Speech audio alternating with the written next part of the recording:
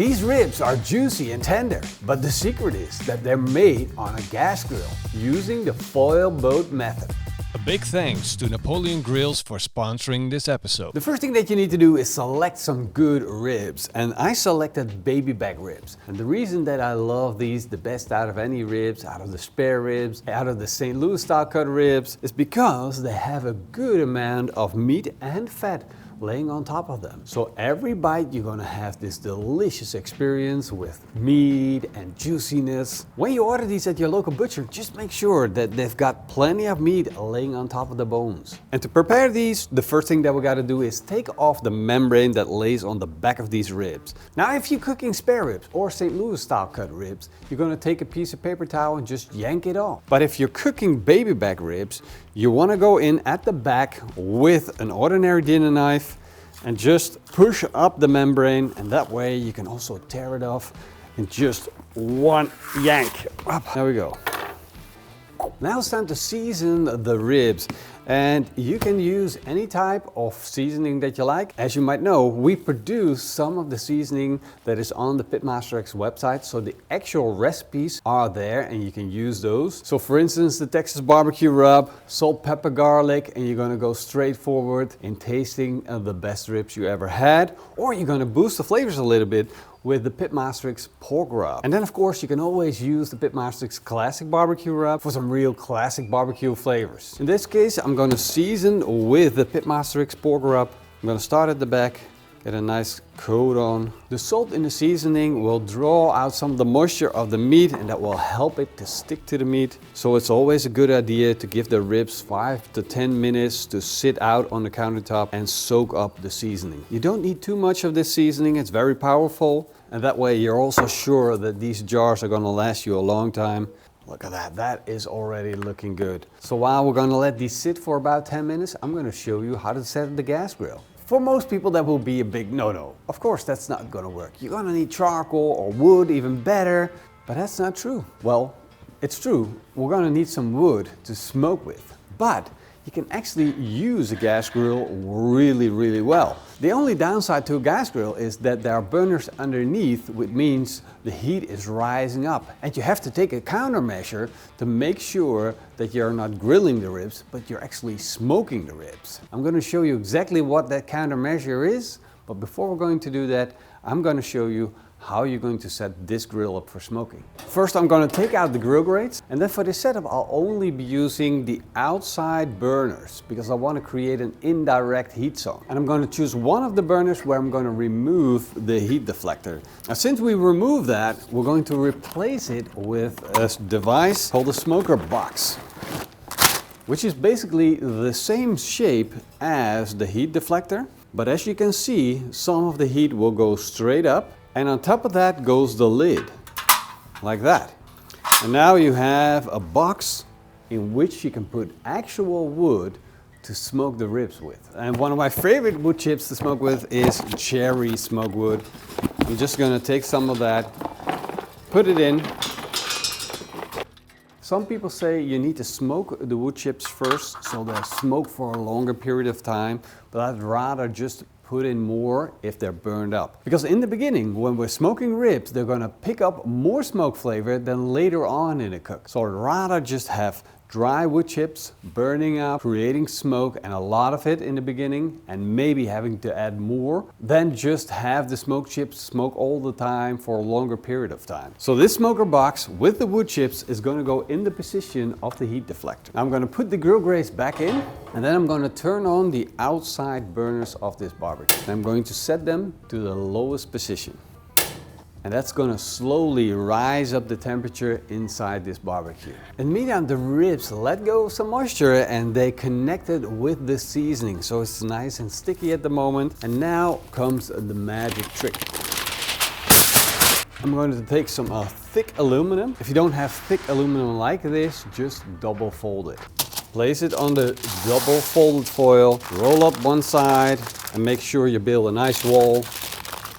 And then do the same on the sides. And leave a little bit of room on the outside of the ribs because you want them to actually be able to cook without touching the sides of the foil boat. If they touch the sides, then that's going to prevent the smoke from actually getting to the ribs. And now you have a beautiful boat like that. I'm gonna make another one. Ribs on, roll up the side. Maybe you can already see it, but the smoke is coming from the smoker box. You can definitely see it when I open it up. Now, of course, we got the smoker box on one side where the gas burner is on, and then we have the other gas burner on. And in the center, there's a cold area. I can actually still place my hand on the grill because it's still warming up. And that's where we're going to put our ribs. Now, I know that the warmest part of the barbecue is always the back at the gas grill.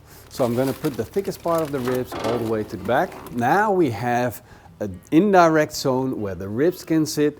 We have the outside burners on, the heat is going up in the barbecue, twirling around, warming up the ribs without grilling them. And then with extra protection of the aluminum foil, we're also going to prevent radiation heat coming from the burner and going straight to the ribs in one line. So this is as well protected as you can have your ribs sitting on your gas grill. Now let's close the lid and let these ribs smoke. Now we're running this grill at a temperature of around 120 degrees Celsius, which is actually perfect. I can see that the ribs are picking up a little bit of smoke color. And that's a good thing, but I want more smoke flavor on these ribs, so I'm going to replace the wood chips and I'm going to add some fresh new cherry chips to the box. The ribs have been smoking for 3 hours and now they're exactly the way I want them to look. We got a nice brownish color on them. We can see that they adopted the smoke flavor, which means we've got what we need. Now all we need to do is get them up to temperature. And to do that, we got loads of options.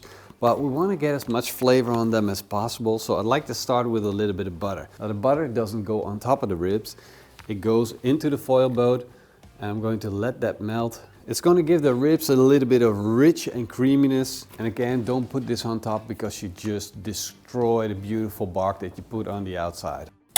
Then I like to make a barbecue sauce out of half a cup of ketchup, 2 tablespoons of Worcestershire sauce and a 1/4 cup of raspberry vinegar. For a little bit of extra sweetness, I'm going to add 2 tablespoons of honey and I'm going to add a tablespoon of classic PitmasterX barbecue rub. I need the sauce to be thin and runny for what we're going to do with it. I'm going to add a little bit of water to make it less thick, and that's going to be around a 1/4 cup. This should almost have like a water-like consistency.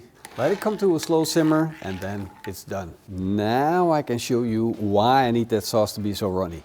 Because I'm just gonna drizzle it onto my ribs and that's gonna keep them nice and moist during the cook. The sauce is going to boil down, get nice and sticky on the ribs, and that is going to make these ribs even better than that they already are. And after 2 hours with the butter and the sauce, it is now finally time to take the ribs off. And that in total amounts to 5 hours of cooking time and is worth the wait. Look at these. Those are some good looking ribs. I'm gonna take these off, put them on the board. That looks so freaking good. The butter and all of the sweetness from the sauce makes for such amazing ribs.